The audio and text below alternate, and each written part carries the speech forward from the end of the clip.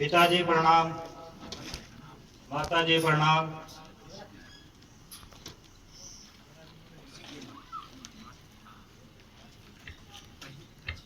कहिए पिताजी, मेरे लिए क्या आज्ञा है? आपकी आज यहाँ क्या दशा बनी है? कभी आंसू निकलते हैं, कभी आहें निकलती है,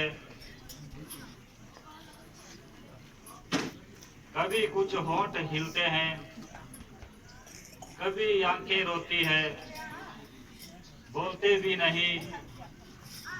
कोई महान दुख है क्या?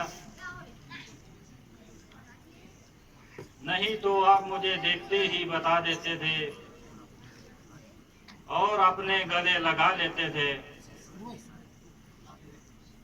और संसार के सारे दुख भुला देते थे। पिताजी, पिताजी, कुछ तो बोलो।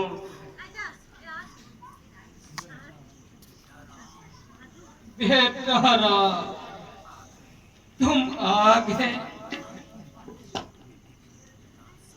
अंतिम बार केवल तुम्हें देखने की लालसा थी। पिताजी, आपका स्वास्थ्य तो ठीक है ना? आज आप कैसी बातें करने लगे हैं? बेटा, जरा मेरे पास आओ। मैं अंतिम बार तुम्हें गले लगाना चाहता।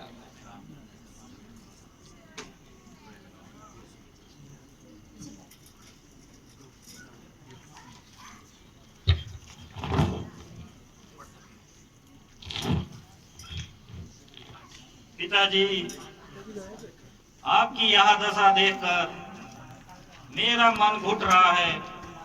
माताजी, आप ही इसी का कारण बताओ। आप ही मेरी मन की शंका मिटाओ। बेटा राम, यूं तो बात कुछ भी नहीं है। आज मौका समझकर मैंने राजा से अपने 2 वरदान मांगे, जो कि एक बार मुझे तेरे पिताजी ने युद्ध भूमि में आकर दिए थे। वह एक बार में भरत को राज्य और दूसरे में तुम्हें 14 वर्ष का वनवास। बस तभी से ये इतने बेचैन हुए हैं। माताजी, इतनी सी बात के लिए पिताजी का दुखी होना उचित नहीं है। यह तो साधारण सी बात नहीं है। फिर तो भरत मुझे अपने प्राणों से ज्यादा प्यारा है। यदि मैं माता और पिता की आज्ञा का पालन नहीं करूंगा तो समाज मुझे मूर्ख कहेगी। इसलिए ये माता मुझे पिता की आज्ञा शिरोधार्य है। माताजी, आप बिल्कुल चिंता ना करिए। हाँ प्रिय बेटा राम, तुम तो बुद्धिमान हो। एक साधारण सी बात के लिए राजा ने इतना आतंक मचा रखा है। समय को बीतने में देर ही क्या लगती है। 10 और 4 14। इसी प्रकार एक दिन तो कल का ही खत्म हो जाएगा और फिर सब दिन इसी तरह धीरे धीरे खत्म हो जाएंगे। माताजी, यह तो साधारण सी बात है। देर ना करे।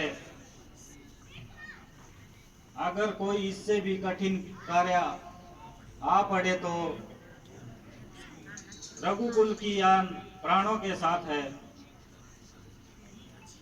पिताजी, जरा आंखें तो खोलिए, कुछ मुंह से तो बोलिए।